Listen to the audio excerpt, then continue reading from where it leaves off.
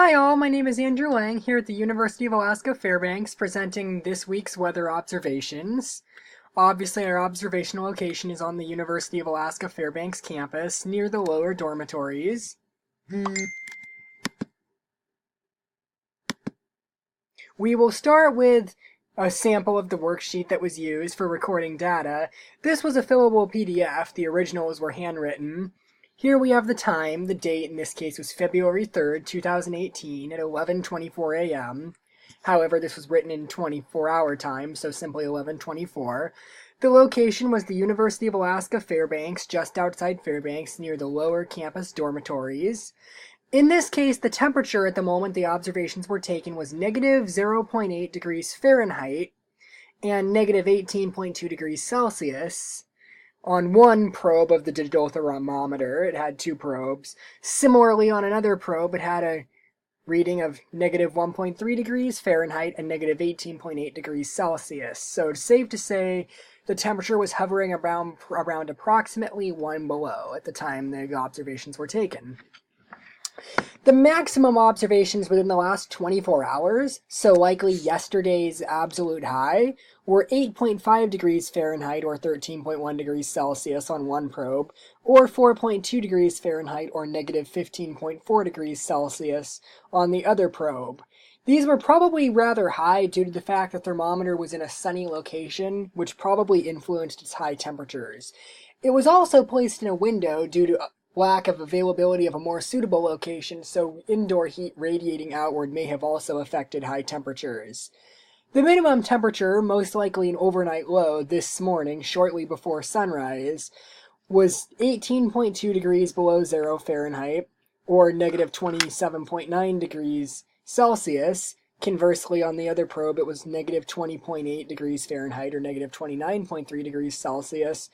So it is safe to say that the temperature was hovering around approximately 19 below during the overnight below. At the time of the observation, the barometric pressure was 1,033.95 millibars. Dividing this by 33.9, we would get 30.5 inches of mercury. At the time of this observation, the wind was slightly toward the north, just a light air, a Beaufort number of 1. The only action of wind that could be observed would be the campus coal-burning power plant's steam cloud blowing slightly toward the north. However, any trees or other small items were still. There was no visible cloud cover at this time. However, there was just a slight haze over the city of Fairbanks and the valley below, but that's more of an air pollution issue than actual clouds. Obviously, because of this, there was no precipitation at this time.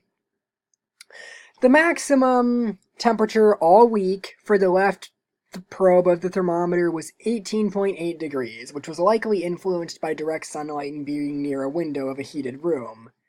Similarly, on the left side, the warmest temperature that was ever observed for the minimum, or actually the coldest, I should say, was 22.1 degrees below zero. On the right side of things, the hottest temperature observed would be 13.8 degrees above zero Fahrenheit, and the coolest temperature observed would be 24.2 degrees below zero. As you can see on this graph, temperatures swung greatly during the beginning of the week until February 2nd, yesterday, when things mediated for the most part, with highs and lows near each other. And then things spread out again during the last day. The high temperatures were higher and the low temperatures were lower. However, it can be seen that the overall spread in degrees Fahrenheit seems to hover between about 10 degrees above zero and about 20 degrees below zero, maybe 22 below zero. However, there does appear to be a discrepancy with the 18 degrees above zero, so this may have been an error of inadvertently recording a temperature Celsius where there should have been Fahrenheit. Our barometric pressure fell all week, interestingly, however no foul weather was observed, all the way until yesterday, February 2nd, then rose again shortly within the last 24 hours.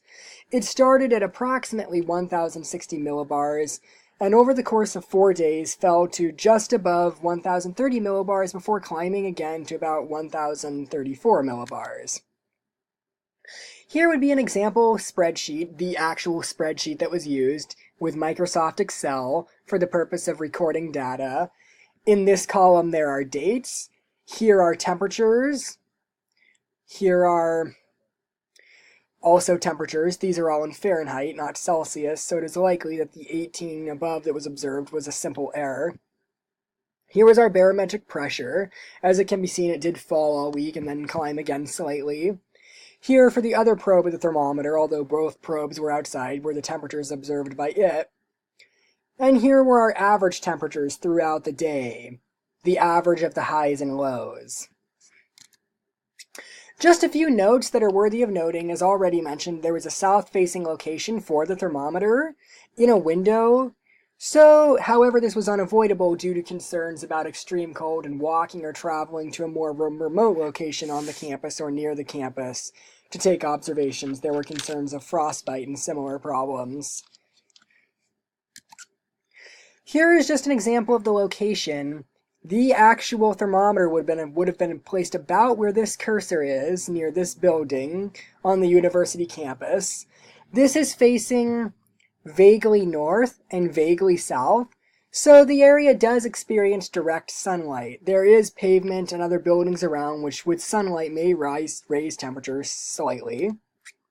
Zooming out a little bit, the location would have been find the cursor, right here.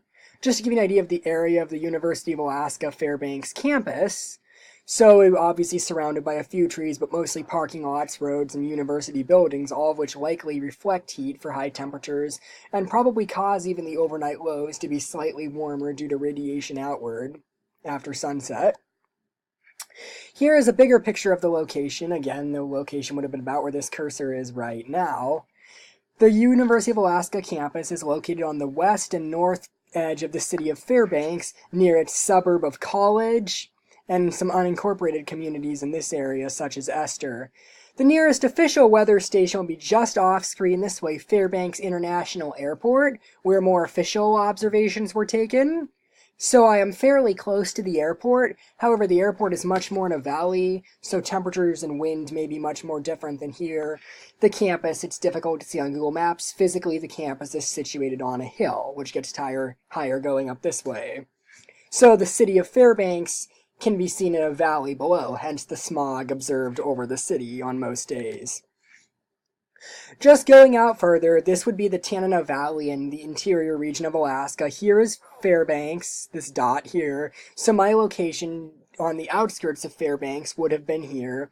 Here is Esther, a sub of Fairbanks, right here, and some other areas. There is no major bodies of water in this area to mediate temperatures, hence why the area experiences a continental climate. It is also physically located in a rain shadow, so there is very little precipitation, and winter temperatures get quite cool and summer temperatures become quite warm due to these factors. Finally, zooming out, we see where my location is in Alaska. This dot here appears to be the urban sprawl of Fairbanks.